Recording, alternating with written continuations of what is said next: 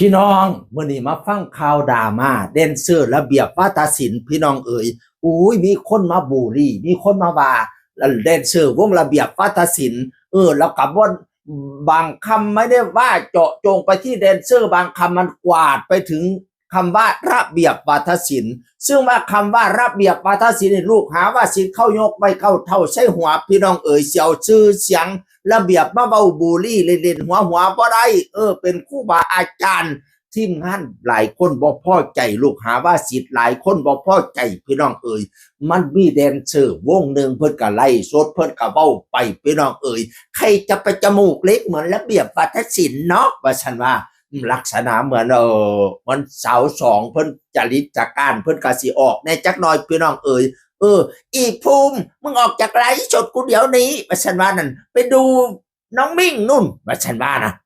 น้องมิ่งนี่อยู่ระเบียบวัฒนศิลป์พี่น้องเอ๋ยเราเปิ้นก็เอิ้นหมู่เพิ่นอีอามมาด่าอีพีสิมาด่ากูว่าฉันว่า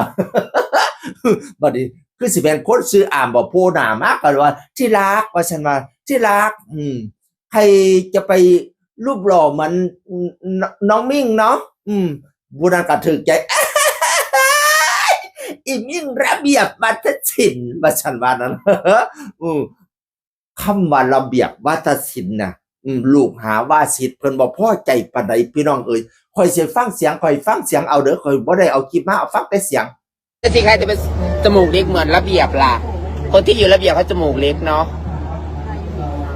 อีพวกมึงออกไปจากไลฟ์สุกุสิลำคาญอยากได้แฟนหนูไปดูน้องอีมิ่งไรโนดโอ้ทำจากอะไรครับย่ามึงมาด่าแฟนมึงสิอีพีมันด่ากูเนี่ยอีภูมิด่ามัน พี่รักใครจะไปหลอกทักอีมิงใครจะหล่อเหมือนอีมิ่งระเบียบวาทศิลป์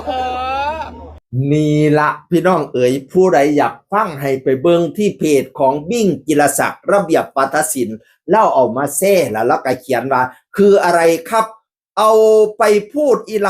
ในไลน์ไม่เคยคุยกันบ่มีปัญหากันเฮาบ่เคยทำอะไรใครแต่ทำไมเขาถึงมาพูดอะไรใส่เฮาแบบนี้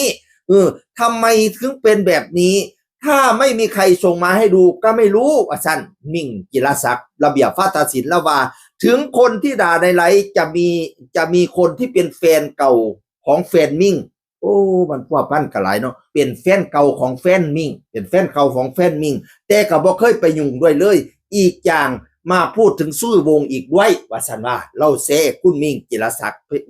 แซ่แล้วบัดนี้แซ่เราก็แซ่ต่ออีกเทื่อนึงแล้วก็เขียนมาจากคลิปที่มิ่งลงไปมิ่งไม่ได้มีเจตนาไม่ดีไม่ได้ว่าอยากประจานใครให้เสียชื่อเสียงแต่เขาชื่อวงระเบียบซึ่งเป็นวงที่มิ่งทำมาหากินอยู่มิ่งรู้สึกไม่โอเคเลยโพสทั้งที่ไม่เคยรู้จักกันคุยก็ไม่เคยคุยกันแต่เอามิ่งไปพาดพิงเรื่องจิกไม่โอเคครับว่าซั่นว่านั่นน่ะคุณมิ่งมาแซ่โพดสองเจียบพี่น้องเรียกบรรดาลูกศิษย์ลูกหาโดยเฉพาะตลกโปกห้ากับไปเฮ็ดคลิปล่อเลี้ยนเพราะว่าเขาศูนย์เป็นอย่างจังมาดาวงพอเขาจังสี่วงระเบียบว่าจะเห็นศิลป์ตุบตับไก่ท่องเหนือตลกระเบียบไปคอฟเวอร์เบาคือ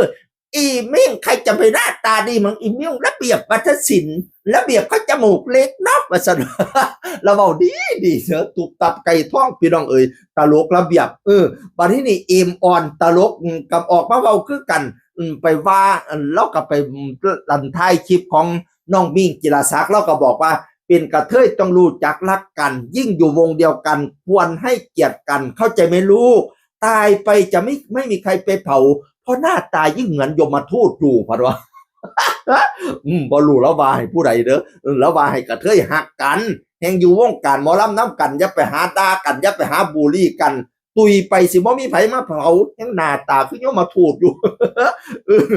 นอกจากนั้นลูกศิษย์ใหญ่ลูกศิษย์หาว่าศิษย์ผู้ใหญ่นกพงศกรก็ออกมาเว้าดิไล่สดสาธารณะบุรีออกซื้อออกนามสกุลได้ด้วยเหรอไม่ต้องพูดถึงทัศนคติแค่เอาแค่เบสิกก็ไม่ได้แล้วพวกเราทำไมพวกขำก็ไม่ห้ามกันเลยคือสังคมแบบนี้อย่าเอานามสกุลระเบียบพ่อกูมาด้อยค่าด้วยครับประสันว่าไม่ได้มันบ่ได้แม่เธอบ่ได้อีหลี ต่อไปเลิกไล่นะถ้าสิไล่บ่มีประโยชน์ไม่มีประโยชน์กับตัวเองและต้นสังกัดและสังคมเลยสงสารต้นสังกัดปวดประสาทมากปวดประสาทน่าดูแต่พี่น้องผมทั้งนั้นจมูกเล็กจมูกใหญ่บูลลี่อยู่นั่นใช้ชีวิตไม่ต้องเบียดเบียนคนอื่นจ้าค่าน้ำมันแพงแห่งปวดหัวอยู่เซฟวงระเบียบว่าซั่นว่าน้องที่โดนว่าครับบูอีหยังว่าซั่นว่านกพงศกรก็บ่พอใจแดนเซอร์ผู้นั้นออกมาบูลลี่ใส่นามสกุลพ่อมาบูลลี่นามสกุลพ่อก็เห็นหยังนามสกุลระเบียบวาทศิลป์บัดนี้สิอันแดนเซอร์คนที่บูลลี่นะเป็นทีมงานของหัวหน้าวัดศิวดลพี่น้องเอ๋ยสาวน้อยลำเพลินโชว์แล้วก็เลยออกมาขอโทษที่อันลูกน้องไปเฮ็ดจังซั่นพะนะว่านะก็บ่รู้ดอกว่าเป็นหยังจังไปเฮ็ดแต่ว่าขอโทษอีหลีขอโทษไปยังพ่อเปียขอโทษไปยังพ่อกันบอกให้เพี้ยนนั่นไปเฮ็ดบอกให้เพี้ยนส่งต่อข่าวไปถึงผู้ที่อันเว้าบุรีน่ะออกมาเฮ็ดคลิปขอโทษอยู่แต่ว่าวัดนั่นบ่มีเฟซเขาพะนะว่าก็เลยบอกลูกน้องอีกผู้นึงไปบอกจังได๋วัดก็ขอโทษพะนะว่าสิตักเตือนอย่างดีสิอบรมอย่างดีพะนะว่าหัวหน้าวัดก็ออกมาขอโทษหลายคนก็ชื่นชมการรับผิดชอบของหัวหน้าวัดศิวดลสาวน้อยลำเพิ่นโชคพี่น้องเอ๋ยก็ไม่รู้ว่าเรื่องบูลลี่นี้จะจบลงอย่างไรเราก็ติดตามตอนต่อไปเช่นคนเก่าเว้าสู่ฟังสวัสดีครับ